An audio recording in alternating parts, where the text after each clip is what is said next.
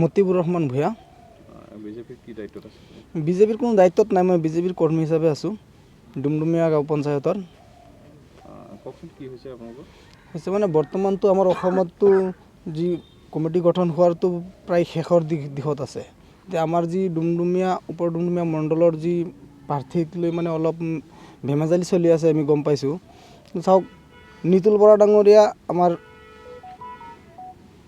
উপসভাপতি আছিলে মণ্ডলৰ। বৰ্তমান আমাৰ সভাপতিজনৰ বয়স বেছি হোৱাৰ লগতে তেওঁক মানে হেৰি কৰি দি পেলাই আমাৰ বৰ্তমান নিতুল বৰা সভাপতিৰ পদত আছে। তেওঁ অলপ মানে কিবা বয়সো বেছি আছে, প্লাছ 51 নে 52 ইয়াৰ্ছ বয়স আছে।